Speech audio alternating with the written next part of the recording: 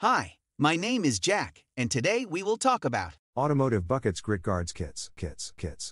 If you liked some of the products here, please subscribe to our channel and like this video to continue making more top 10 videos.